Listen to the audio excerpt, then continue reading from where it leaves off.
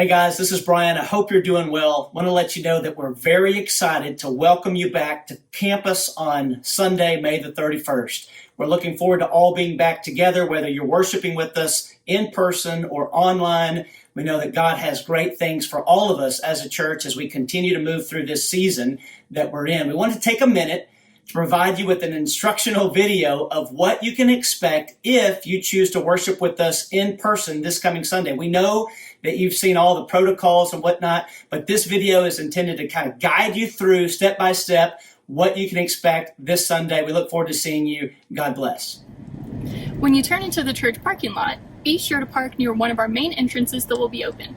There are 3 of those: the double doors by the church office, the double doors by the playground, and the single doors coming in from the chapel. Our other doors are going to be locked, so even if you're used to parking there, like the single doors by the church office, the single doors by the gym, or the doors into the lodge, you're going to have to walk around to an open entrance. When you come into church on Sunday, please be sure to use a door that's already propped open, not the ones that are closed. Andy's going to demonstrate that for us right now. Andy, are you ready? Yeah. Andy, pick up the pace. Come on.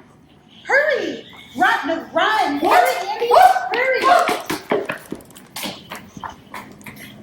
You don't really have to run. We're just messing with him.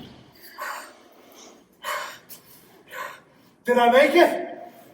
Yep, you did good. As you make your way in, you'll notice a table like this at each of our main entrances with hand sanitizer on it. We're asking every person, every guest, every member, every child to use hand sanitizer when they make their way into the building. Hey church, we're glad to have you back on campus this weekend, but you need to know that our water fountains will not be in use. Also, we won't be having coffee service, but we do encourage you to bring your own beverage from home, just like I did. Another thing that you'll notice is different is the lobby furniture will be marked off simply to help us during this time. If you need to use the restroom while you're on campus, these restrooms will be the only ones open. So we encourage you to use those if you need to while you're here. So one of the things you're going to notice is that communion is going to be a little different as well. We have these individual communion cups set up in the lobby and on tables in the coffee bar. If you would, please come by, pick one of these up as you enter into the worship center for our times of worship. Another thing we're going to ask you to do, as you're leaving, would you please pick up those cups and deposit them in the trash cans? Again, there'll be trash cans at each exit for you to deposit those into. You may be asking, hey, I'm bringing a check or cash that I would like to contribute. Contributions can be done online or on the app, but if you bring a check or if you're bringing cash, you will be able to find 2 tables, one at the back of the worship center and one by the coffee bar. There'll be tables set up with baskets. You can deposit your contributions there. So we're seeing it's going to be a little different, but we will be doing it together. And notice right now, these guys are working hard to get everything ready for us to be here Sunday morning. When you make your way into the auditorium, you'll see that every other row is marked off with blue tape. So we want to encourage you to sit in the pews anywhere you like, but make sure there's 2 seats or about 6 feet between you and the next family unit. Also, if you have small children, we'd like to encourage you to sit near the aisle in the event for some reason you need to pop up and make your way out to the lobby. So, with all that said, it's going to look something like this. Hey guys. Another thing that you'll notice different when you enter the worship center this Sunday is that we pulled everything out of the pews. Now the good news is everything that was there you can access through your app on the phone. We have the Bible, ways to give, online check-in, and the church bulletin. So we want to encourage you to use that this Sunday rather than what's normally in the pews. The other thing we want to make you mindful of is we do expect some guests this Sunday. We've actually already heard from people who plan to be here for the first time, their first time at West Houston this Sunday. So we want to encourage you to be on the lookout for them. As new as this is to all of us, it's probably even more so to them, and it's a great chance for us to reach out and to help.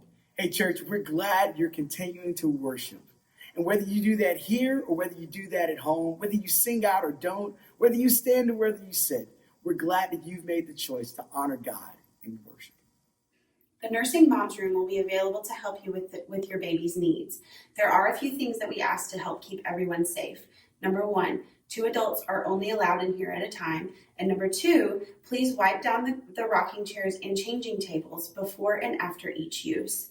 We will not have a staff nursery until further notice. I know it's disappointing that we don't have preschool praise, we don't have a playground, we don't have Sunday school, and we don't have a nursery. But we do have new worship boxes. There are a few rules for the new worship boxes. Number 1, only take the amount that you need for your family. And number 2, take the worship boxes that you took from the shelf after the end of service and place them in the bin. Please know that these will not be touched for the rest of the day on Sunday, and then they'll be sanitized during the week, and then they'll be ready for the next week. Hey families with children, make sure that when your kids are in the building with you, that you keep them close to you and not running around like my children. So the one question that people have asked us the most about is, what about masks? And here's what we want to say about that. We are encouraging all of our worshipers to wear a mask while on campus. But a mask is not required. We're encouraging it, but we're not requiring it. We know that some people would prefer that everyone wear a mask, and some people just aren't comfortable wearing a mask. Here's what we would like to ask. Regardless of your decision, let's be respectful and let's honor everyone's decision around this issue. Let's love one another. Let's come together and support each other in love and unity.